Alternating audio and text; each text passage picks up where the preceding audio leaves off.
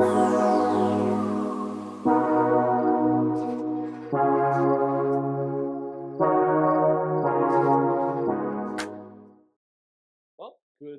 good afternoon, everyone, both those of you who are joining us here in person and those who are following us on our YouTube channel. My name is Luca Somigli. I am the chair of the Department of Italian Studies, as well as the holder of the Goggio Chair in Italian Studies, and it's my pleasure to welcome you to the first of 4 lectures by our distinguished Goggio visiting professor, Professor Jane Tylus, who will be properly introduced by a colleague in 1 minute. This is, as you know, the Goggio Chair sponsors a visit by a distinguished scholar in the field of Italian studies, and this is how Professor Tylus is here with us. She will give 4 lectures, 1, of course, today, 1 next week, and 2 in March. And you can check our website for the exact dates as well as the topics, which will be updated. So it'll be a nice sort of series of talks that will follow a thematic arc. Before I ask my colleague, Professor Laura Gallinella, to properly introduce Professor Tylus, I just wanted to read the land acknowledgement. We wish to acknowledge this land on which the University of Toronto operates. For thousands of years, it has been the traditional land of the Huron-Wendat, the Seneca, and the Mississaugas of the Credit. Today, this meeting place is still the home to many indigenous people from across Turtle Island, and we're grateful to have the opportunity to work on this land. So with no further ado then, Professor Laura Gallinella, who will introduce Professor Tylus. Thank you. Thank you very much, Luca, and thank you, most importantly, to our speaker today, Professor Tylus. It is a pleasure to have you today. So without further ado, a few words. Professor Tylus is Andrew Downey Orrick Professor of Italian and Professor of Comparative Literature and of Divinity at Yale. Her primary interests lie in late medieval and early modernity, especially as regards issues of literary ownership, women's literature, and religious studies. Among her many publications, there is an upcoming book entitled Who Owns Literature? Early Modernity's Orphan Texts, which is forthcoming with Cambridge's Elements series. And then her past publications, Siena, City of Secrets, published in 2015, Reclaiming Catherine of Siena, which has won the 2010 MLA's Howard Mararo Prize for Best Work in Italian Studies. And finally, Writing and Vulnerability in the Late Renaissance. Professor Tylus recently translated Dacio Marini's Chiara di Assisi, Elogio della Disobbedienza, for the series Other Voices in Italian Literature, which has been published in 2023. And she has also translated the complete poems of Gaspara Stampa and Lucrezia Tornabuoni. Currently, she is co-writing a book with Bruce Gordon, tentatively titled Taking Leave, From Gilgamesh to Today. From 2013 to 2022, she served as the general editor of Itati Studies in the Italian Renaissance. And let me tell you, this is one of the platforms through which Jane Tylus has been able to mentor so many Italianists, especially Italians specializing in pre-modern and early modern studies. Professor Tylus's previous appointments were at the University of Wisconsin-Madison, where she served as Associate Dean of the Humanities and Arts, and at New York University, where she was founding director of the Center for the Humanities and Vice Provost for Academic Affairs. And let me just share another more recent piece of news. Professor Tylus has been nominated just today, last week, Socia Straniera of the Accademia dei Lincei, so a wonderful recognition that speaks to her work and her research. Speaking of which, today Professor Tylus will talk about literary companions, Dante through Ferrante, the first of 4 lectures, as my colleague Professor Somigli anticipated. So thank you, Professor Tylus. The floor is yours. Great.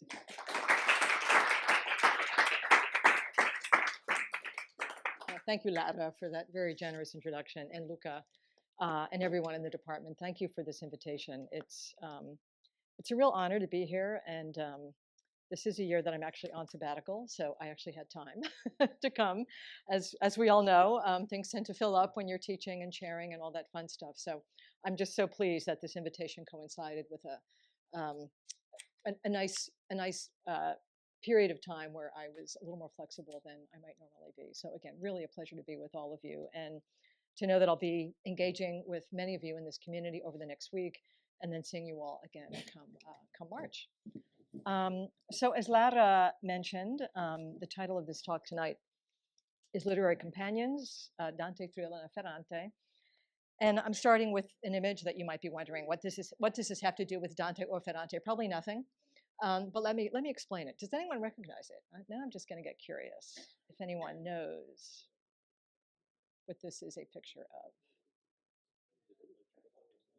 I'm sorry? Somewhere in Greenwich Village in New York. Anyone want to? Well, as I speak, you might be like, that's what this is. Okay. Do you want me to shut the door? Is that okay? No. Thank you. Okay, gotcha. Okay, so 2 blocks from where I live in New York, there's a street corner. You can see one of the street names, Bedford. The other one is Grove. That is rarely without a small crowd, sometimes a quite large one, especially in the weeks after Matthew Perry's death a year ago, when almost everyone was bringing flowers to put on the sidewalk. If you know who Matthew Perry was, he was an actor. Little clue here. You may know the location I'm talking about, the facade of a small apartment building 6 stories high that was used for the opening of Friends, a popular 90s sitcom, early 2000s sitcom, about 6 20-something New Yorkers who hung out on couches and spacious chairs to create something called friendship. When I'm running late or racing to the subway, I can get a little frustrated with weaving through the crowds that are taking selfies in front of this facade. But on a lovely fall afternoon when there's plenty of time to get somewhere, I'm much less bothered. And there's something endearing about seeing people of all ages and from all over the world projecting themselves onto this iconic space. I should point out that the space is placed right here above this really wonderful little restaurant called the Little Owl. So if you're in New York and want to eat a really good meal, right below Friends. It's all that's physically left of the show. The apartment where the friends and their spectators spent so many hours together was in Hollywood, and of course long ago dismantled. As though to say, this is what's left, the physical trace of a fictional world of fictional lives imagined so vividly that it doesn't take much to make them feel still real. Friends, as I'm sure many of you know, is about companionship before we disappeared into our phones and our social media. The show ended in 2004, the year Facebook came out. 2006 was the birth of Twitter. Being alone in the midst of a crowd is now all too common an occurrence. While waiting for that subway, I'll be amazed if my gaze is met by anyone else's.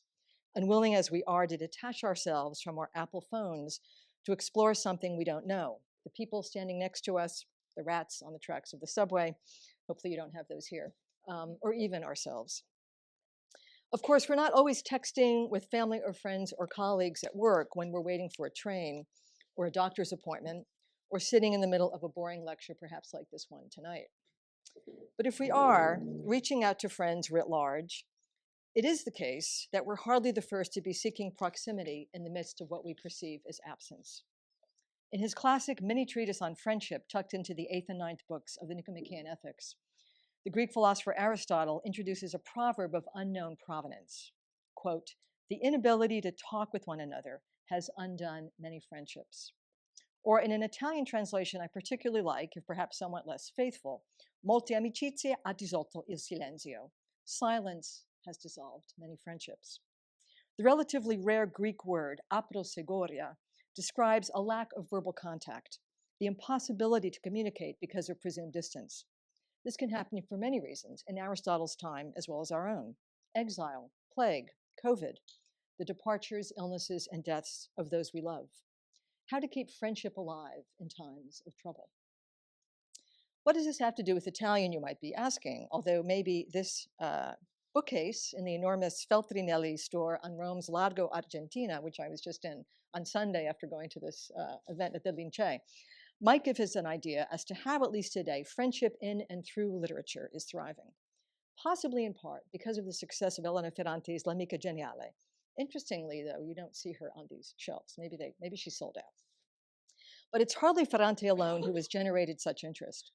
What we now call the canone seems to be fundamental for having created friendships in absentia, for conjuring up imagined presence, to create the illusion that we as readers and writers are rarely, if ever, alone. And yet this imagined creation of others often paradoxically requires the condition of solitude. And Aristotle's aprosegoria is particularly paradigmatic for the origins of Italian literature. For the Quattro Corone, I always add Catherine of Siena here, it's not just 3, it's 4. It's a recurring condition brought about by exile and plagues in the plural. The 14th century saw at least 7 major plagues, not just the one we always think about with Boccaccio's Decameron. The act of writing itself, an act conditioned in solitude, as Petrarca in particular theorized and practiced it, becomes the space for new kinds of what we might call virtual communities in the absence of real ones. This is what the brigata is for those women enclosed in their little rooms without access to public space, another symptom of enforced exile in the Trecento. This is what Dante's wandering up the mountain of Purgatorio with his companion Virgil represents, as he is wandering himself through northern Italy in search of his daily bread. This is the basis for Petrarch's claim that his real patria is in his books, on which he draws for his most ambitious and successful work, his collection of letters, the Familiares. And this is why Catherine, alone in the tower of one of Siena's most powerful families in Bagno Vignone, asks for the gift of writing, so that she might sfogarsi when her scribe is sleeping and communicate with the distant Raimondo da Capua, her confessor and future hagiographer. One might then go on to ask whether solitude continues to be nurtured as the sine qua non for literary production per se. We might think of Leopardi and Foscolo, but there are plenty of others as well. And whether actual communities of artistic exchange give the lie to solitary creativity or uncannily resemble the solitary lair of the writer. At the same time, if solitude is necessary for writing, and Catherine would add also for prayer, at what point does it become dangerous, detaching its authors from the very communities with which they seek to be in contact and perhaps to change? How to see isolation as both necessary and problematic for the projects in which we engage, one of which, to return to Aristotle, is ideally the generation of a moral and ethical state that emerges from and is modeled on virtuous acts of friendship that best take place in real space and real time. I know this is a lot of questions I'm throwing out right at the beginning, and I want hopefully to make them less abstract by giving us some concrete examples, both textual and visual, over the next 40 minutes or so, as I move from my comfort zone in early periods to the present, via the edgy work of the just mentioned Elena Ferrante. I'd also like to use today's talk as a way of introducing a thematic framework. As Luca mentioned, I'll be back to bother you very soon for the rest of my presentations here later this month and again in March. Not just the companions we find within a literary text, but the way that other practices in our capacious field of Italian studies and the humanities more generally ease the solitude necessary to doing our work. One of these practices is translation, which I'll be talking about next week as a way of walking together with the person we are translating. Another is the pairing of the arts, such as music and poetry. And the topic of my third talk will open with an allusion to Monteverdi's opera di Orfeo, in which music introduces herself as our companion on our journey with Orpheus to the underworld. I'm hoping to dedicate my last talk in March to focusing on innovative, although still very rare, collaborations among humanities scholars and teachers. How can we be more creative together, both in the classroom and on the page? The kind of energy we see ever so briefly in the fourth book of Ferrante's Neapolitan novels, La Bambina Perduta, when Elena and Lila are seated together at a brand new computer, and Elena is in awe of Lila's mastery of this strange, fascinating technology and the way in which words simply appear on the screen. Verde come erba appena spuntata, green as grass that's just sprouted. As the two of them write an article together that will hopefully cart off to jail the corrupt Solata family. Frasi che diceva io, frasi che diceva lei. All of these things that I'm saying, that she's saying, suddenly appear in the dark well of the screen. As you might know, the Solara family doesn't go to jail as a result of this article. And Lila insists that her more educated, more renowned friend Elena alone sign her name to an essay they clearly co-authored together. But for a few happy days, the once girls, now women with girls of their own, represent for us and for Ferrante the joy of a friendship that takes them beyond themselves as they attempt to solve the problems of their rione and create that virtuous state of which Aristotle speaks. How do we do the same? Finally, for these remaining talks, although not for today's, I hope you won't mind if I draw a little on my own experiences as an occasional translator and accompanist and former director, as Laura mentioned, of NYU Center for the Humanities. And I'm just very sorry that we had to cancel a joint presentation that should have happened yesterday with the author. I did just translate her book on Cara Diocesi Marini, who had a bad fall and broke her arm and was unable to travel to Toronto this week. She clearly represents this kind of very active public intellectual that I think all of us would love to emulate and about whom I will certainly be saying more next week. But that's for next time. Today, in the need of perhaps being overly selective on a topic that could take us through the rest of the evening, I promise I'll try not to do that. How to call up friends who aren't with us, friends we never even maybe really knew in the first place. I'll limit myself to 3 case studies with Dante, Petrarca, and Ferrante. Ferrante, with whom we might come full circle back to Dante. I mean, it's nice that they rhyme, right? Insofar as both are writers of epics of and about friendship, and told in such a way as to bring us, the reader, into that story as dynamically as possible.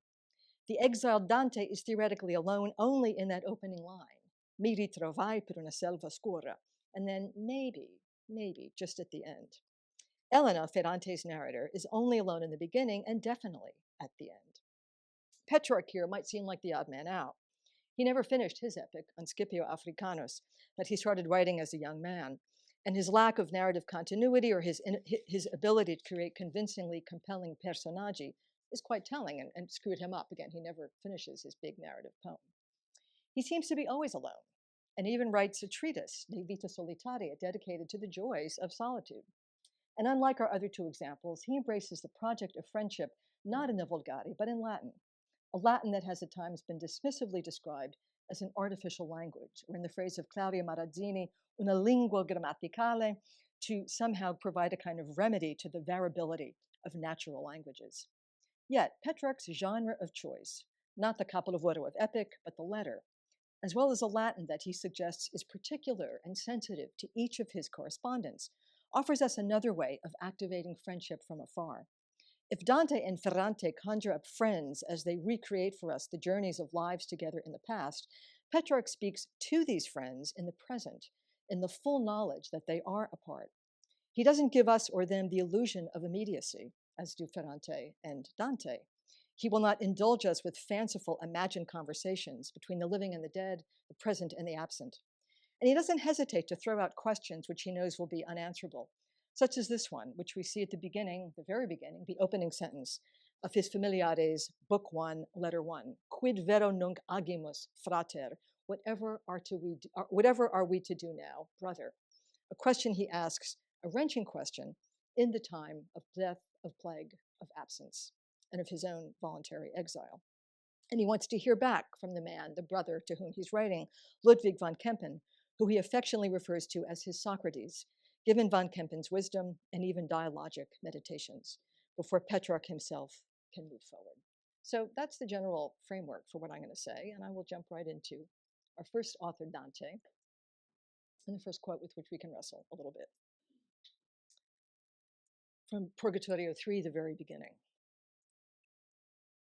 And I'll just read, you can read the Italian, and I will just walk through the English. But while their sudden flight was scattering those souls, the souls who were gathered to hear Casella sing a song that Dante wrote the words to, and then Cato says, get moving, what are you waiting for? And they all take off. So while their sudden flight was scattering these souls across the plain and toward the mountain where we were racked by rightful punishments, I drew in closer to my true companion, alla fido compagna.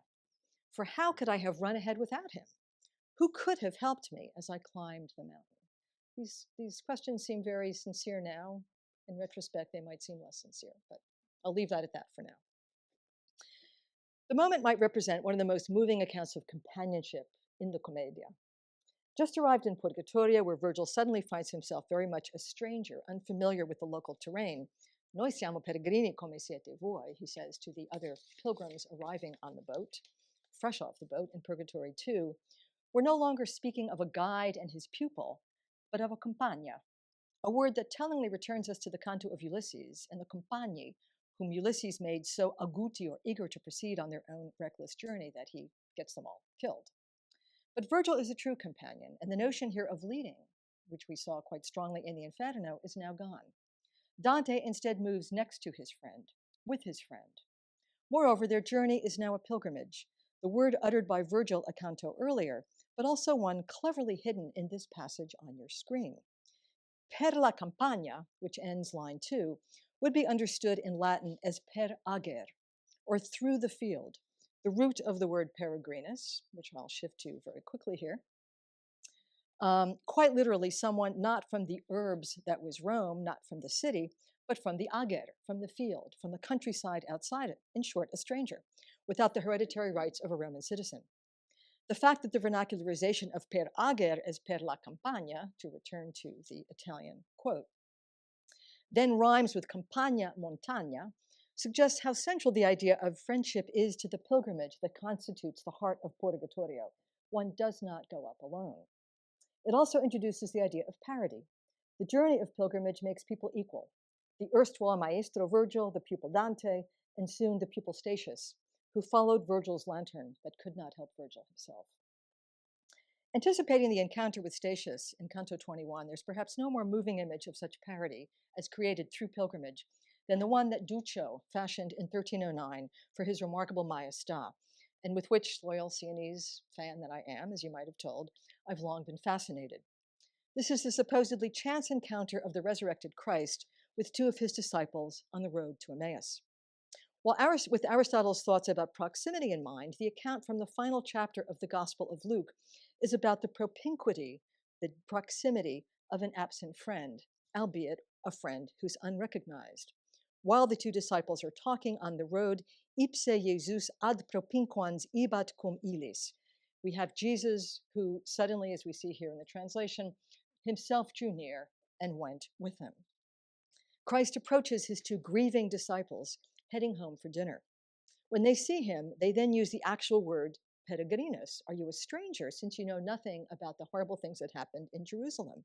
Because he's pretending not to be who he is. And then they walk and talk on the road. When they arrive at Emmaus, Cleophas invites the stranger to stay with them and eat. And we know what happens next. After he says they drew near the village, Jesus appeared to be going further, but they constrained him, saying, "Stay with us, for it is toward evening, and the day is now far spent." What happens next is that they do go in, he breaks the bread, and then Jesus vanishes. While they marvel, recalling how our hearts burned with fire while he talked to them on the road about Scripture. But Duccio does not give us this moment of revelation.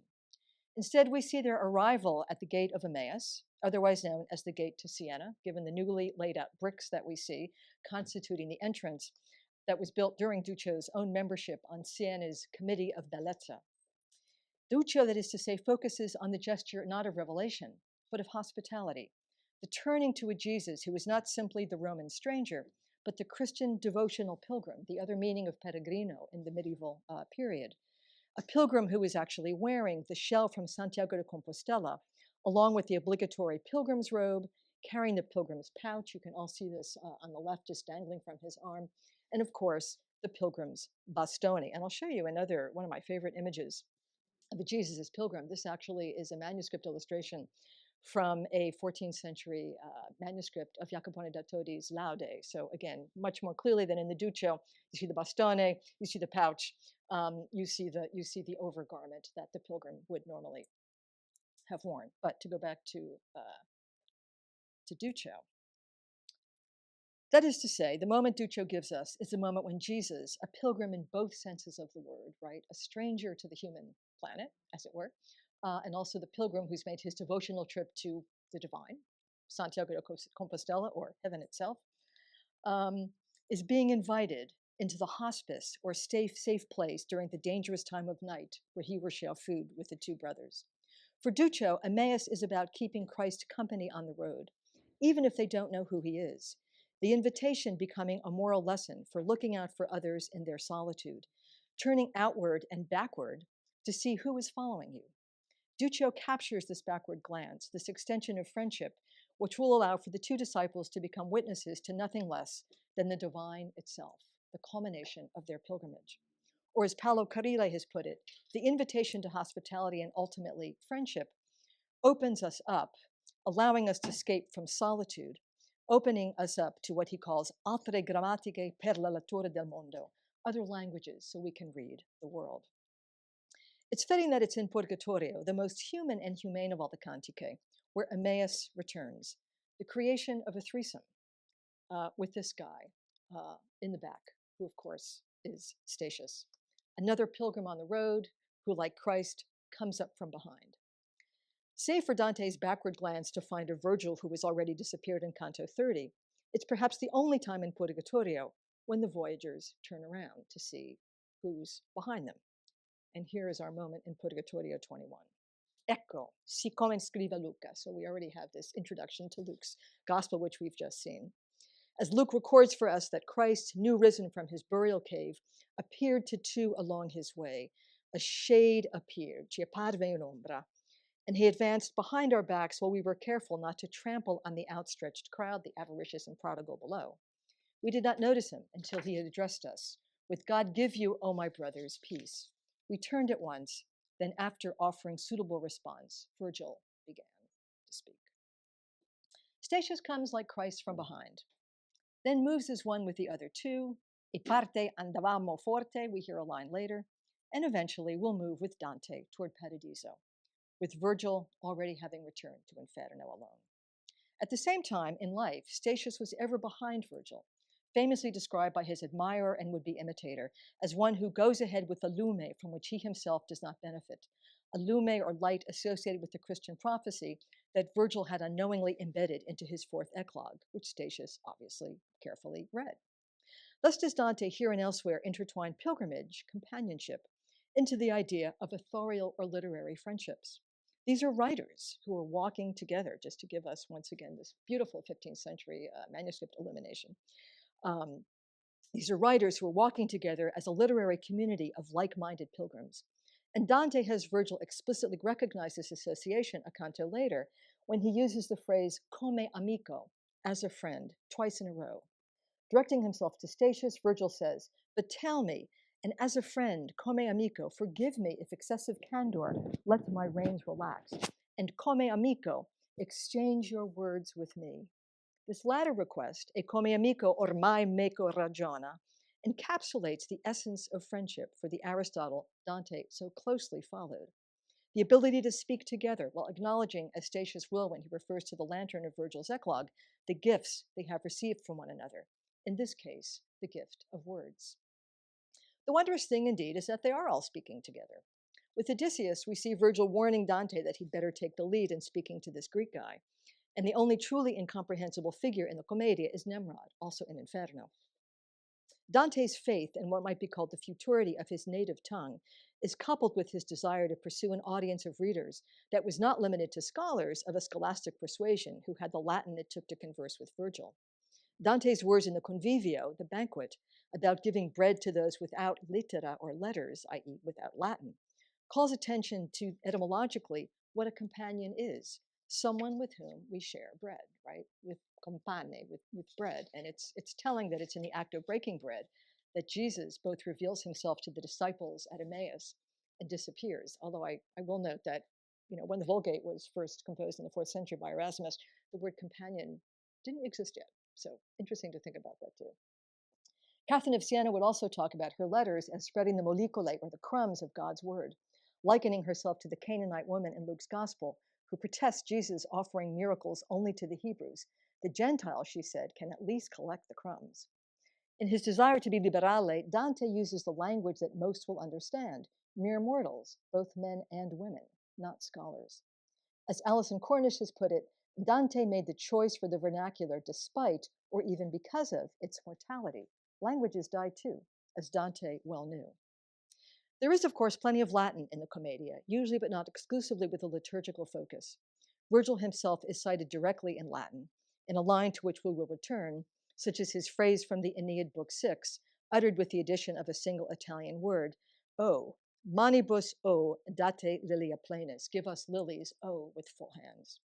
And we also have the notable 8 lines in Provençal in the Commedia, spoken by the poet Arnaud Daniel, made to fit into Dante's terza rima and into the close of Canto 26, the last lines we hear from a fellow pilgrim or sinner in Purgatorio, besides Statius and Virgil.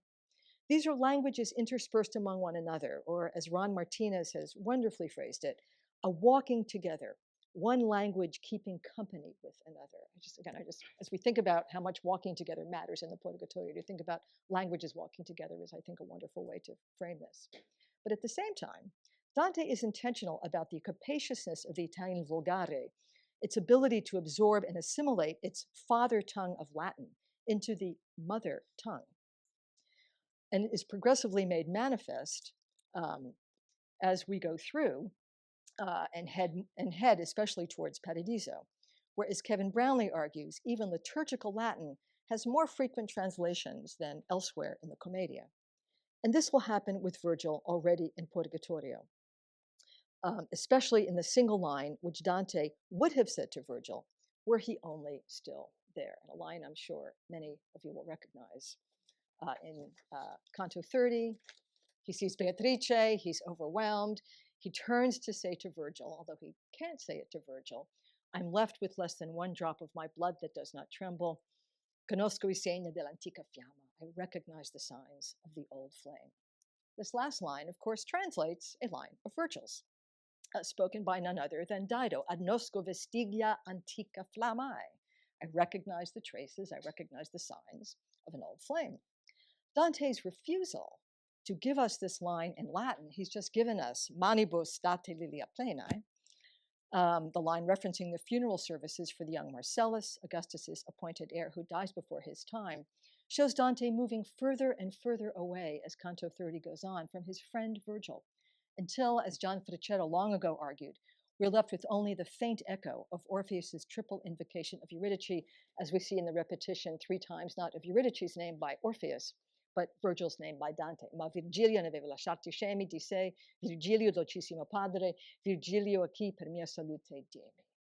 So this fading echo, this fading presence, as it were, of Virgil, as we move further and further away from him and closer to Beatrice. But there's more here than just this slow, gentle move away from Virgil.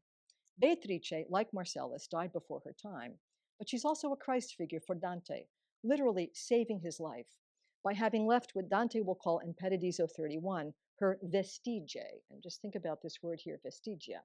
That is to say, her traces, her footprints, and thus the direct translation of Dido's Latin vestigia in hell itself. In his final address to Beatrice, as she takes her seat alongside Mary in Paradiso 31, Dante declares in a goodbye that the departed Beatrice does hear, and a goodbye that, thanks to her, will only be temporary. O donna, che soffristi per la mia salute in inferno lasciar le tue vestigie. You lady in whom I hope gained strength, you who for my salvation allowed your footsteps, your vestigia, your vestigia, right, to think more about Dido's line. You left those for me. Not only has the maestro, whose epic poem moved Dante to compose his own, been superseded by another, but the traces or vestigia of his journey with Dante, his friendship, have been effaced in what seems to be Dante's palinode, a writing in Italian over what was once there in Latin. Virgil is not the friend who can come to dinner or enter the gate at Emmaus. The evocation of Emmaus just 9 cantos before Virgil disappears becomes, in hindsight, a cruel reminder that this cohort of 3, to go back to our image from the manuscript, will only become 2, with Virgil thrust back into Inferno. He won't be alone there. He'll no doubt be welcomed back by Horace, Ovid, and others to talk about the ever-dwindling number of new Latin poems that are being composed. But perhaps the real tragedy of the allusion to Emmaus is in the word finxit, which we saw back in the Latin text from Luke. Jesus pretended to be going on when they arrived at nightfall at the gate. Virgil, that is forced to pretend that he's a pilgrim, at least in the Christian devotional sense. The new meaning added to the original Latin definition of peregrinus as a stranger, per ager. But Virgil is that other peregrinus in the original Roman sense, ever a stranger in the bustling urbs of Dante's Christian afterlife. At the same time, he's arguably modeled for Dante and for us what a friend can and should be in reaching out to him in his solitude, in Dante's solitude. We are then required to speculate why the Dante, self-admittedly driven by pride, had him returning to hell unannounced and alone. Friendship, it seems, can only take one so far. But Dante, to his credit, recognizes his own betrayal of his friend.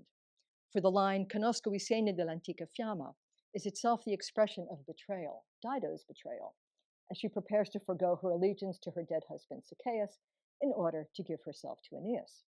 So too does Dante betray, moving from the dead Virgil to the living Beatrice. In one of the most suggestive moments in her book called Finding Ferrante, Alessia Ricciardi, a professor at Northwestern University, writes this: Lila personifies for Elena, the narrator, the same sort of authority that Virgil represents for Dante in the first canto of the Divine Comedy. And like Virgil, I'll add, Lila also mysteriously, fatally disappears without saying goodbye. We could move directly to Ferrante right now, but I'd like to offer as a kind of intermezzo a few comments on the writer who doesn't painstakingly try to recreate the missing friend, but to address him directly, and that would be Petrarch. And in that same letter to his frater, his brother, who he calls Socrates, Petrarch introduces an equally famous phrase, let's say, peregrinus ubique, a pilgrim everywhere, or a wanderer everywhere, someone who has spent all his life to this moment in almost constant travel. This is why Petrarch explains in this first letter in the Familiares, he doesn't have just several friends to whom he's written letters, like Cicero or Seneca, both of whom came to know the mind and heart of their interlocutors, but he has many, the result of his having been born into exile, raised in France, and confronted many different storms of life that enabled him to, quote, strike an acquaintance with countless men, making a number of ordinary friends, but unsure of how many true ones. So his being a peregrinus has a somewhat different result. He hasn't been traveling with the same two people his whole journey. He's been just scattered about, making too many friends, but not sufficiently well to know if they're really real friends. He'll say something similar years later, and this is the letter that I quote here, a letter from the Seniles to his correspondent Francesco Bruni. I've spent almost all my life, again, it's kind of interesting exaggeration, but maybe more or less true, in wanderings up to the present. But wandering as I have perhaps made more acquaintances, but fewer friends. How could a true friendship, one of life's greatest goods, be gained while moving around when time and concentration are needed to get lesser goods? Petrarch's acknowledgement of his difficulty in being one place long enough to know how true his friends were nonetheless translates into something else, and something which I think is a positive. That means he needs to listen more carefully to the many who ask that he write them, and he always responds, even if sometimes it is years later, and sometimes after the friend has already died. Petrarch's letter, which I've been quoting from, not this one to Francesco Bruni, but the very first one, wasn't the first time he asked, "Whatever shall we do now, brother?" We see it in a letter purportedly written a decade earlier, not in regard to the catastrophe of plague, but the less catastrophic preoccupation of how to capture something that is already past, that is gone. This is the letter from the Roman wanderings Petrarch made in 1337 with Giovanni Colonna from Book 6. In this letter that he's writing 5 or 6 years after that, so around 1342, he's reminiscing about the time they wandered not only in the city but around it, at every step happening on something to stir our thoughts and words. This is a veritable traveler's guide to the city, this letter, as he brings back to mind and to the eyes with the repetitive hic, here, here, the bridge of Trajan, Hadrian's tomb, the house of Augustus, and Nero's palace, and notes that Giovanni has asked him to set forth in a letter all that he, Petrarch, said that day about the city, its history, its philosophy, the liberal and mechanical arts. He would like to do this for his friend, and then he says, "Give me back that place, that idle mood that day, your attentive presence, my mental stimulation, and I can do again what I did then." What you're asking for. You want me to repeat everything I said that day. But everything has changed. The place is far away. The day is long gone. The idle mood has passed. And a few lines later, the question that we've already seen, verum quid agimus, truly, brother, what to do now? This is not something to be taken lightly, and this letter is already long enough. I've hardly started, and the day is already at its end. The argument for which Giovanni Colonna asked, a recap of their day-long pilgrimage in Rome, could fill an entire book, one the two of them should take up together, like Elena and Lila, writing away at the computer. And so Petrarch puts off Colonna's request for another time, ending with his reference to the passing of a day consumed by the writing of this already very long letter that ends saying he's barely started to recount what they once talked about. To an extent, this is the existential anguish that comes to define the project of Petrarch's letters as a whole, how to deal with absence. In this case, not that caused by plague, but simply by the passing of time, to bring back what's gone. Locus abes dies abiet otium periit. The place, the day, the otium, it's all gone. Giovanni Colonna was far away when Petrarch wrote him this letter, and by the time that Petrarch would have incorporated this letter as part of his big volume, the Formulates, he would be absent for another reason, a victim of the 1349 plague.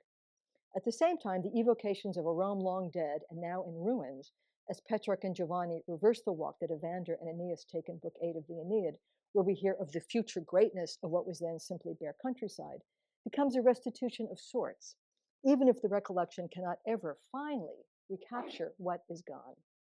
Petrarch too returns to Virgil, but just as the rhythmic heek, heek, hear, hear evokes what Rome had been, so does Petrarch's directing himself to his friend Giovanni Colonna likewise evoke his friend's presence through his own searching, patient style, a style that refuses to do more than it can. He cannot give back that entire day. He can only endeavor to write a creative recollection, collecting the fragments that randomly occur to him, interspersing them with comments on the difficulty or joy of what he's doing, ever wondering what Giovanni himself is thinking, in a style that Petrarch will define in that first letter to Socrates as familiar, and in the hopes that someday, co-writing with Giovanni, a book. But the book won't happen because of Giovanni's death, and it's never easy for Petrarch to finish a project. As he says in that first letter, while all works have or hope to have their boundaries, so going back to letter 1 from book 1, so while all works have or hope to have their boundaries, this that I have begun in my youth, this book of letters, blah, blah, blah, will never end. And it cannot end because of what Petrarch refers to as the affection of and for my friends, caritas amicorum, that will allow no end to this work, for I feel compelled to answer and to correspond with them constantly. The excuse of a multiplicity of occupations never frees me from paying them the tribute, the munus of a reply. Only with Petrarch's own death will he finish his writing. Only then will he no longer feel this burden or obligation to respond. Munus is a multifaceted word in the Latin that can be translated as duty, obligation, office, but also as gift. In this case, I think Petrarch is talking about the gift of words, as the letters tie Petrarch to his friends and to the world in real time. And he does this always in his own way. If Dante explores and constantly insists on the various vestigia, or the tracks that he follows, the traces of Virgil that he then erases, Petrarch, in his opening remarks in De Vita Solitaria, his little treatise on the solitary life, says he's not interested in having a guide, but only wants to follow his own experience, his own anima, or his soul. Se quod animum meum quod aliena vestigia, I follow my spirit rather than the footsteps of others, he insists. The vestigia, again, thinking of that Virgilian word. And he also refuses to take paths he himself has already taken. Petrarch rather fits his journey to the tenor of his friend. The gift or the munus is recognizing and responding to and with the style of his friend. This becomes an answer to the disparity between what I suggested is linguistic companionship in Dante and Petrarch's disdain for the vulgate and his insistence on cultivating the Latin of the ancients. Yet there are different voices in Petrarch's Latin, as he gathers those different moments, styles, and letters into something that takes on the status of a book, each fragment a response to a particular friend. Indeed, just to read the rest of this slide, as he says in that first letter again, the primary concern of a writer is to consider the identity of the person to whom he is writing. Writing entails a double labor, to consider to whom you've undertaken to write, and then what his state of mind will be at the time he undertakes to read what you propose to write. This is a constant reaching out to our friends. And to friends he's never met, like the dead poets and philosophers of his 24th and final book of the Formulates. What circle of Avernus keeps you from us? He asks Virgil in his letter to Virgil. A Virgil who will not be prey to a Dante who claims to know exactly where Virgil is in the Christian inferno that Dante himself constructs. Petrarch doesn't know where Virgil is, and his Virgil remains in the pagan Latin Avernus, to use Petrarch's word.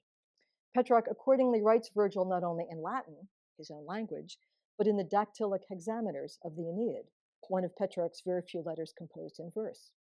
As Petrarch asks Virgil where he is in Virgil's own language and poetic meter, Petrarch evokes a new version of the Emmaus story and perhaps of the Commedia.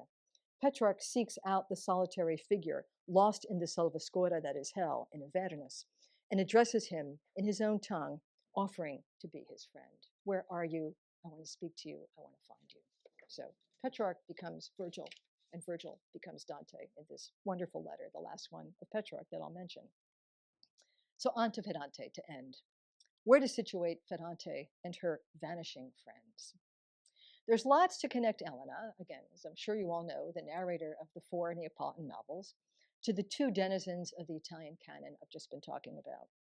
Elena, too, is one of the elite, having made her way into the flashy world of Italian publishing companies in Torino and the academic vibe of the Scuola Normale Superiore in Pisa. She, too, has her solitude, a rather privileged kind, even if she's surrounded by children and not always supportive spouses. And Elena has published works that receive acclaim and generate the fama with which she's always been preoccupied, as she boasts about the book clubs, the talks, the interviews that dominate her days. But importantly, she has a constant need to be with, to hear from, and to learn from her friend Lila, with whom she spent much of her childhood and to whom she returns in Book 4, to resume the many moments of togetherness from their past. It's these moments of togetherness when the 2 women are adults, pregnant with their final children at the same time, as Elena returns to Naples following her breakup with Nino, in which I'm most interested. Their trips together to the gynecologist show us 2 mature women embarked once again on the exhilarating path of motherhood, now as older and experienced mothers. And we see another productive collaboration when they follow through, as I've already mentioned, on a childhood promise to work together on a piece of writing, their expose of the corrupt power dynamics of the neighborhood, composed before a computer, which Lila handles with admirable skill before Elena's fascinated gaze. When Lila insists on revising the pages that emerge magically from a printer, they're almost joyful. And it's joy that characterizes this collaboration between friends, as well as pride. Or as Elena says, da tempo non la sentivo così fiera di me e della nostra amicizia. For a long time, I hadn't seen Lila this proud of me and of our amicizia, of our friendship. Perhaps this pride, however, was misplaced, given that the article doesn't have the desired effect of landing the corrupt family in jail, and its inefficacy embitters Lila, who's forced to acknowledge that she was naive from the start about what a single article might be able to do. Elena, on the other hand, far from despairing about the failure of the article to achieve a good result, rejoices at her newly restored reputation as a writer who isn't merely a novelist, but someone who cares about social issues.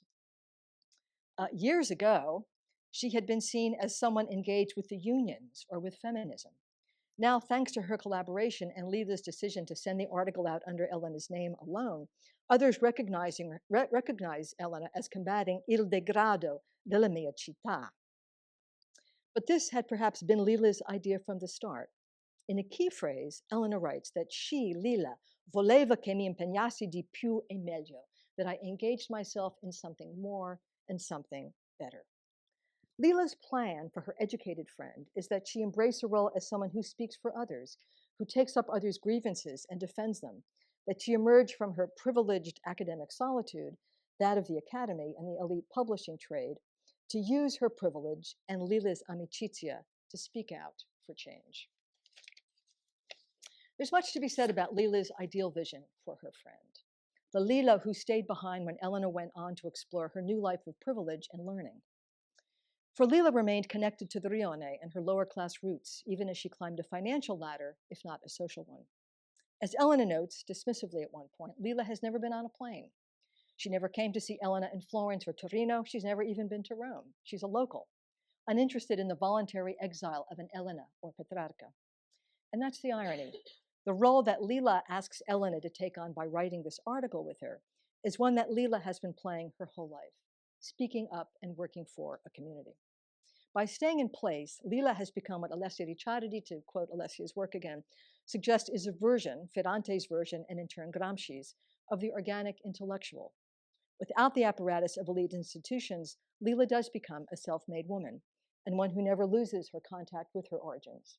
It is Leela, that is, who was most in touch with the vestigia of the past, and her means for discovering those traces is not through the artificial structure of elite education, but by cultivating her own significant intellectual capacities, teaching herself the Latin and Greek that were once the linguae mysteriose of Naples, reading on her own the Virgilian tale of Dido that she relays to a curious Elena, who will then borrow, read, steal, and appropriate Leela's strikingly original interpretation of Dido's Carthage as a city without love, have her first success in high school, and then go on to the Scuola Normale. Leela stays in what might sometimes be called the Inferno, that is Naples, living mainly in the Rione, but also in other neighborhoods, working in an assortment of local workplaces, a shoe factory, a pasticceria, a sausage factory, attending and speaking out at meetings of political and civic import, along with the outspoken communist activist Pasquale, who winds up in jail.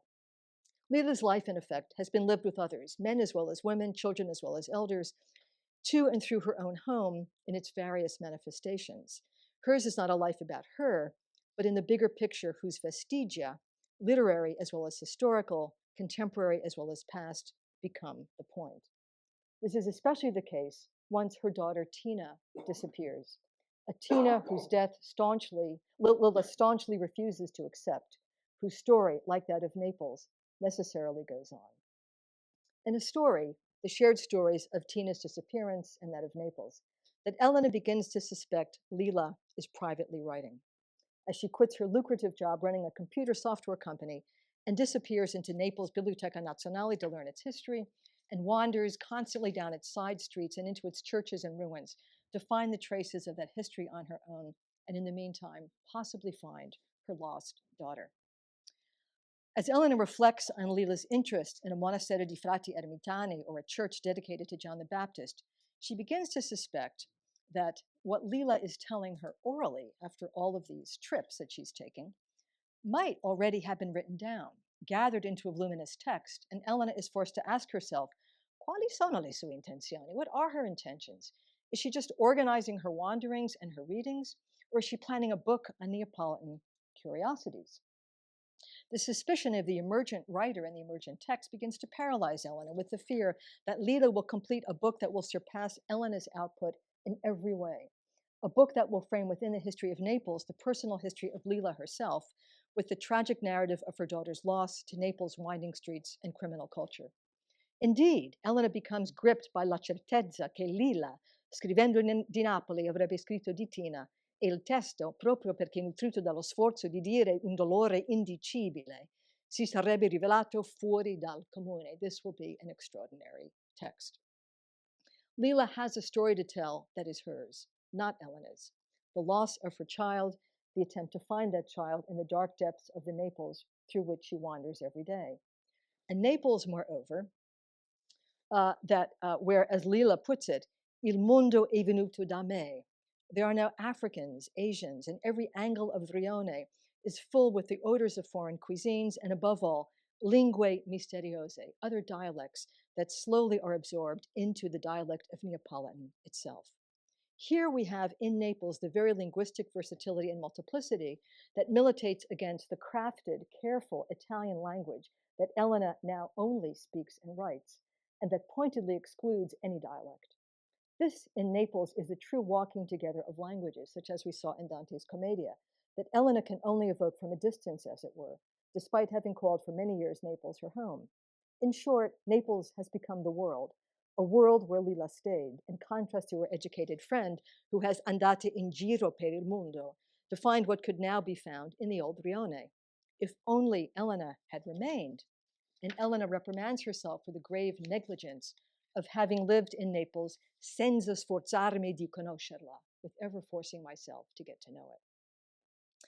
Yet not only does Elena leave it once, but she leaves it again, and for good, moving definitively to Torino, where she will live alone only with her dog, the dog who appears with her in the final pages of the last novel, as she sadly reflects on Leela's disappearance from her life, a disappearance like Virgil's without a goodbye.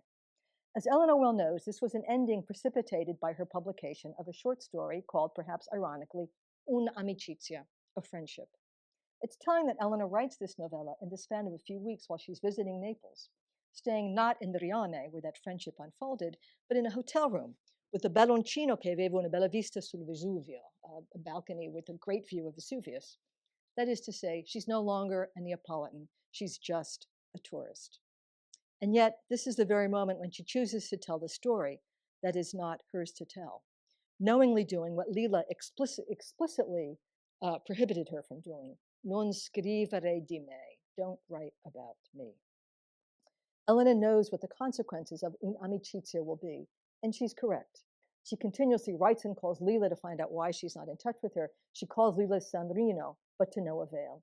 Così ho dovuto prendere atto che la nostra amicizia era finita. I had to take stock that our friendship was over, as indeed it was. The book, to Elena, was worth more to her than her friend.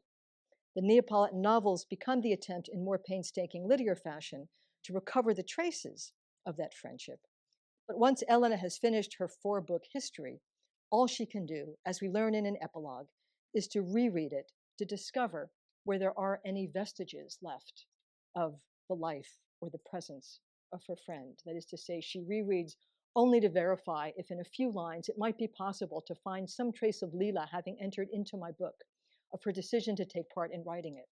But I was forced to realize, again this phrase, ho dovuto prendere atto, that all of these pages belong only to me. Lila is nowhere to be found. A che serve? She asks at the very end. Is this an echo of Petrarch's quid vero nunc agimus frater? What to do now? Perhaps. But there is no we here. And there's no frater or soror, sister, brother or sister. Lila has one-upped Virgil by choosing to disappear rather than being compelled to leave by an omniscient narrator who plays at being God.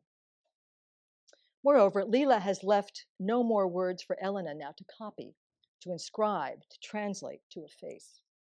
That is to say, Lila effaced those words herself, an act of cancellazione, about which she's especially scrupulous, not only before she leaves her home, taking care to erase her computer files and destroy her papers, but long before that. When Elena returns to her the story of La Fata Blu, the Blue Fairy, the little story that started it all, and Elena's history of stealing from her friend, Lila casually glances at it before tossing it into the fire. Un'amicizia, in the Neapolitan novels, can only be Elena's imagined version of what Lila might have written, had only the circumstances been different. But she did not. And so the story we get is of Elena's own solitary peregrinations, away from her friend, away from her city, to enjoy that fleeting thing called fame. I end with an image of Alessia Ricciardi's book, which I've now quoted a few times, and with a question. Finding Ferrante acknowledges in its very title that Ferrante, the writer Elena Ferrante, like Lila, has chosen to disappear. My question is not, although it might be, whether our job as scholars is to find her, but what does this choice to disappear actually mean? I'm sure a question a lot of you have thought about. From Dante and Petrarca on through contemporary writers like Dacia Marini, we've become accustomed to having the author not just as our companion, but as a presence in communities that are not just literary ones. Friends, a la Aristotle's Ethics, in a social, and sometimes thinking here of Marini, Petrarch, and Dante, in a political way too. When Ferrante some 3 decades ago wrote that, quote, a book once published has no more need of its author, was she making the case that the words themselves, the story, the narrative, the imagined friends, are sufficient? Does this express her unbelievable faith in the power of literature? Or perhaps, given that we don't necessarily know who Ferrante really is this a way for her to preserve perhaps 2 identities? The Elena who writes, the Lila who commits herself to working for and with her local community, to ensuring that her friends are the best they can be, while keeping her written words to herself. Or, and this is my last sentence to end on a slightly sacrilegious note, is Ferrante trying to be that Jesus who meets us on the road to Emmaus without ever revealing who she is? Thank you so much for your attention.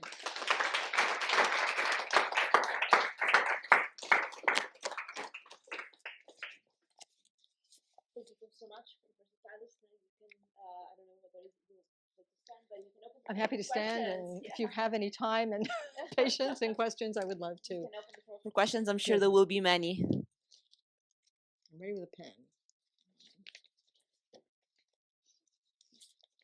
Yes. Regarding the lament of Petrarca, with his constant traveling, he acquired a lot of acquaintances, but never had a real friend. Yeah. Because to have real friendship, you have to spend a lot of time with your friend.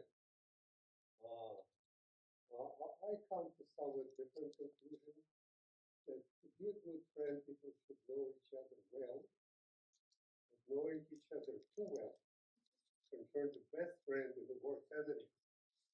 And this is one of these points of my brilliant friend, relationship between Lila and Lena. Yeah. There is a friendship which a lot of competition over there. I mean, and this competition doesn't make them close. I mean, I can't understand what is this relationship all about. Because clearly, Lila is a genius, and Elena admires her. But what Lila did is she kind of putting herself in charge of Elena to make her a great writer. And interesting note on the topic. Redo Greco became a famous heroine of feminism. And everybody, all the women gathering, and she preaches to them how to be independent. But in her actual life, she's a slave to her sexual desire to Nina. So her real life is contradiction to her ideology. While Lila is actually true heroine, because she practices what she preaches. She's a really free person, free woman. Yeah. No, I couldn't agree with you more in all senses. I think your point about Petrarch is, I think, spot on. You know, Petrarch is a very clever writer, and he's lamenting missing his friends, but he's also really happy. Being alone in Vaucluse, or being alone outside of Milano, or being, Arca Petrarca, as we now call it, outside of Padova. And there's a real sense in which he's saying, I wish you were here, I wish you were here, but don't rush, right? And there's even many cases where, he's off supposedly to find the friend, but halfway on that journey, he's like, I have a stomach ache. I'm going to turn around. I might be getting ill, right? So I think that I feel like that at times this lament is real, that he doesn't have many truly good friends, but I think he knows what it is that it would take to have that friend, and I think you're absolutely right. The distance and the imagining is an easier way to have that friendship. With Petrarch. One cannot really be good friends. Because there's always competition. Yeah. You better look. Women attracted to you. You do this, I cannot do that, but I can do this. I mean, there is never this total devotion. I love who you are without reservation, and I don't compare myself. There is always, with the men, always compare. I don't know the women how they relate to each other, but I'm not a woman. Well, according to Ferrante, it's not very different. And I think, I don't, and again, I only quoted the parts of Aristotle that were the idealizing parts of Aristotle, but much of Aristotle's ethics is concerned with what he calls this very delicate balance between benefits, the benefits you're getting from a friendship, and what you are giving as a gift to that friendship. And, Aristotle is well aware, being very realistic in his own philosophy, that it's very easy to have the benefits, the utile, what you're getting out of the friendship, take over what you're giving to that friendship. And so that becomes the goal, is to how to know that you're getting something from the friendship, but that you're putting something into it. And I think that also describes this imbalance that you've so nicely summarized for us between Lila and Elena. The Elena who's taking, and the Lila who is constantly giving, and who very much, again, is herself and not trying to be something else. So thank you. Those were wonderful comments. Yes. Sure. The first one is, if you can elaborate a little bit more on what the difference could be between solitude and the choice of disappearing, which feels to me that makes the other alone more than, creating loneliness for yourself. So what may be the differences between these two phenomenon of solitude? And the second question is about whether in your research you're also considering a different gender dynamics apply to solitude, because in the first example you mentioned is Petrarca and Dante, and then we have two women, and I'm sure there are different power dynamics at play. Thank you. No. That's a really, there's a lot to think about there. The first one I haven't really thought about, I'll be honest, differentiating solitude from disappearance. I feel like, and I'm just talking to the top of my head here, that the idea of disappearing means that nobody can find you in your solitude, right? I mean, Petrarca is quite, I'm in Vaucluse, come visit me, but don't, right? I mean, there's a sense that we know where he is, and he is sending out letters, he is reaching out, he is using that solitude as a productive space to create connections, as of course is Dante in his very different form of exile, solitude. Disappearance really is a kind of effacement, isn't it? And again, Lila uses the word cancellazione a lot, especially in the fourth novel. She's looking to cancel both her words, and also, this is, I think, a sense Elena gives her herself. And so that kind of effacement, or that kind of erasure, I think would produce a very different version, but please jump in. Yeah, and the reason I ask is that if you're trying to reclaim like a positive value for solitude, then disappearing then as an effacement becomes problematic. It's a negative gesture. Right. No, I think it is. And again, that's, I was, again, following on Ricciardi's suggestion that Lila is a kind of Virgil. I mean, Ricciardi doesn't say Lila is like Virgil because she disappears, but there is that sense, Virgil disappears and we never hear from him or see him again. And Petrarch saying, where are you? Where are you in Avernus, right? The sense that he has disappeared, and he's always disappeared. And so to think about Lila as the Virgil disappearing, but choosing to do it as opposed to being forced to do it, is kind of where I'm, again, ending up here, but I would love to think about that a little bit more. In terms of solitude or the solitary life as women versus men, I mean, I don't want to fall into kind of, gender binaries here and think about, kind of stereotyping, but I think many of us know, especially at least in my generation, hopefully things have changed a little bit. Certainly my mother's generation, women were never solitary. Women never were alone. They're always with family. They're always, in the kitchen, surrounded by children, right? I mean, the sense that finding that private time for women has historically been almost impossible. Whereas men, the idea that men work from sun to sun, women's work is never done, right? The sense that the men will have the time and the space to be solitary, whereas the women can't. And I feel that Ferrante's invoking that a little bit in her book. She does suggest to what extent it's hard for Elena to write. She can't always find that time. Clearly her mother is never alone, right? You get the sense in the Rione that none of these families are ever alone. I'm not sure that necessarily breaks down into gender boundaries, although I think it does. So again, I think it's something to think about a little bit further, but my sense is that, as Virginia Woolf says in A Room of Her Own, written now 100 years ago, finding that room, finding that space in 1925 was almost an impossible thing, except for extremely privileged, extremely wealthy women. When we're talking about Arione in Naples in the 1950s, that solitude doesn't exist. And the question is, did it exist for Elena at the point when she could climb that social ladder and get out of Arione? I think even then Ferrante makes the case that it's still hard for Elena to find that solitude. But yeah, that's a terrific question. Thank you.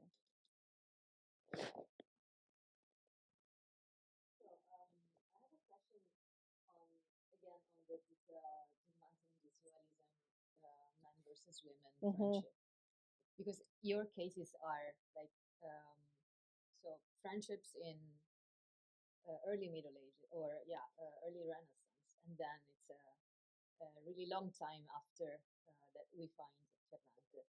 So what happens in between? So why is it necessary to look for a friendship which is a female one after such a long time? So there are some theories according to which there is no theorization of friendship between women before, let's say, the 17th century, when there is also more increasing space for solitude. Therefore, and it's also when friendship between men and women starts to be theorized in the 16th century, in the Lutheran marriage, for instance. But I wanted to know, according to you, is it possible to find early modern or pre-modern theories of female friendships which are not just an abstraction from the Petrarcan or Right. Dante model. Yeah. No. Really good question. Theories, I don't know. I mean, certainly evidence of those friendships is everywhere. I mean, I think we just have to read letters. And again, I constantly go to the epistolary model as a way of finding those friendships being formulated and being recorded. People like Alyssa Weaver, who have done a lot of work in convent studies, has just, she talks about, the friendships that are formed, lasting, friendships for decades. In these situations, just based on like records themselves in the convents, and obviously letters if someone was traveling, and you get to see that friendship unfold in that kind of context. Christine de Pizan might be the one person I think of who might come up with something of a theory of female friendship in her Cité des Dames. I don't know that it would be something one could elucidate in any explicit fashion, but I feel that implicitly, as she's gathering this community of women in her text, I think that we can probably, I haven't tried to do this myself, but I would guess that that would be the kind of text to look at in terms of a 14th, 15th century work that we might be able to kind of tease out a little bit, a way of thinking about how women's friendship long before Ferrante is being articulated. Again, though, I mean, Christine de Pizan is very much what we would call a woman of a certain privilege. And so I think that becomes the question is, before Ferrante, is there someone we can really be reading and theorizing in terms of women's friendships in a certain kind of social class? And I'd love to know of other examples that people might think of along those lines. I'd love to hear more from you about work you've read that might be represented as a kind of theory of female friendship. That would be really great to hear from. So thank you. So we'll keep talking.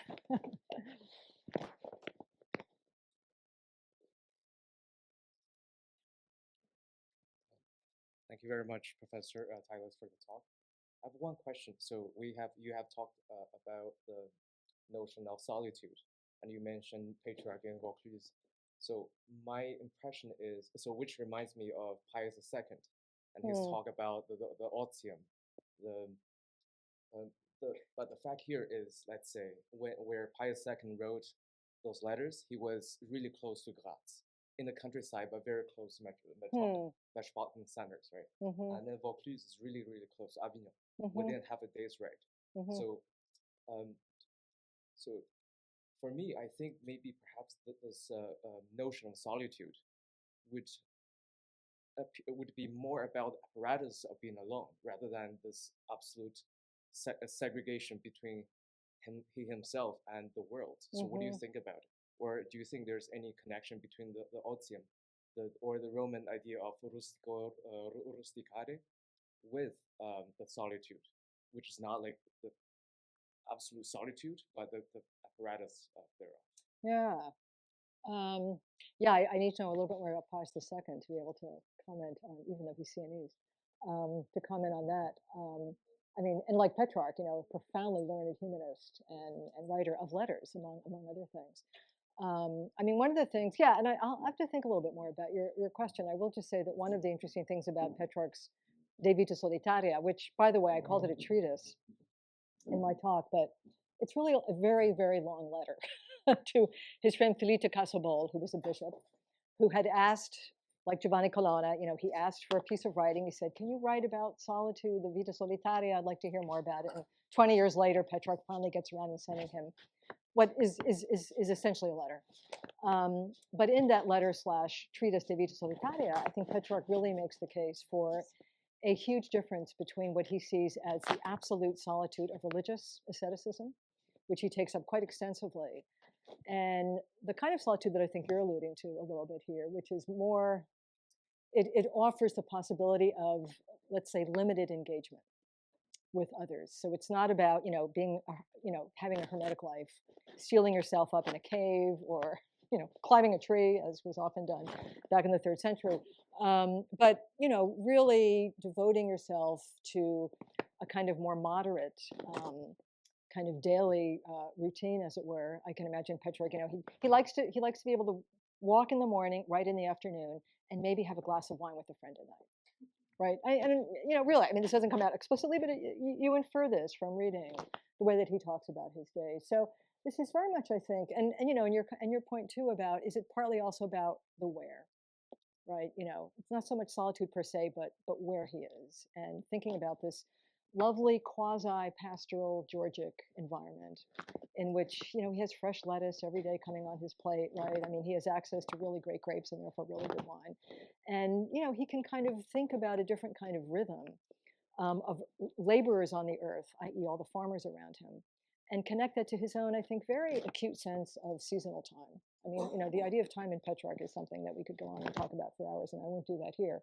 But I feel that for him, the rhythms of Avignon, on the other hand, become kind of unhuman, detached from the earth, detached from any sense of time, that it's seasonal. And therefore, it represents the kind of blight of humanity on earth, which isn't paying any attention to that earth. I mean, I realize I'm going kind of environmental here, but I really think that for Petrarch, that idea of being rooted to the land in his solitude, and as you pointed out, it's not an absolute kind of solitude, is really quite crucial. And the city itself is the real enemy. So again, talked way too long about that, but thank you. You got me thinking. Thanks so much. So suggesting relationships between women, I think it's really important in the comedies of Shakespeare. And they're written for Queen Elizabeth's court, where the women had to work with one another to get partners through the queen. And the power of the queen, which they were appealing to, led to strong female relationships. Many of these comedies are based on Italian models, right, where women were freer. Yeah, But that's in her right. court, they were also very educated women that we can all point to. Sure. That, and you see then in those plays, especially the comedies that are set in Italy, you see them appealing to one another for power. And so much of that comes from Elizabeth's influence. Furthermore, in the poems, every one of Shakespeare's 5 major poems takes the viewpoint of the woman, not so much the women relationship, but in their relationships with men. It's the woman's view that becomes the primary view, from Venus to the lover's complaint. Oh, well, we can talk about that. Yeah, no, and that's one. I mean, I had never thought about how engaged Elizabeth might have been in some of these productions. And obviously, most of the comedies are post James, right? So we're really talking about the late 1590s when the comedies are coming out. And it's certainly the case that the Italian comedies had a huge influence on Shakespeare. That's great. Well, I would love to talk more. I would really be happy to hear more of what you have to say about that. Thank you.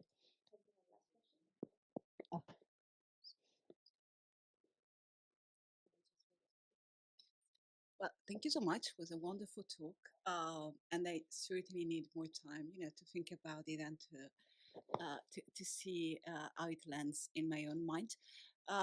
Me too. It's good. We have the time, right? I was just writing this afternoon, so I need a little more time. And I really find really stimulating to try to think about Ferrante through these other cases. And now I'm just going to try to make the way backward, right? So to think of Dante and Petrarch through Ferrante. And so I had 2 questions. One is about, circles back to the question of competition. Of competition. And is about the vanishing friends. And the other one is perhaps about the last point you made, the vanishing author. So about the vanishing friends, indeed, the dimension of competition is so key also to the case of Dante and Virgil, and the case of Petrarch, and of course Dante in the last letter. And so I'm just wondering, are these actually vanishing friends, or are friends that the author needed to at some point divide himself from? Because these are, they're not just friends. They are potential authors. They are sources of inspiration. They could be better author all the time. In the relationship between Elena and Lila, this is so much present. No, Elena is always fearing that Lila might be writing something else which is actually better than what she could. And really, it was inspirational to me because all of a sudden, I saw how Petrarch could have been envisioning Dante, right? Yeah. And the second point about the vanishing authors is very clear in the case of Ferrante. I mean, he's performed, is proclaimed, is the center of the advertisement about her. But I'm wondering, isn't actually Dante somehow doing the same, and Petrarch as well? Like, do we really know a Dante beyond the comedy?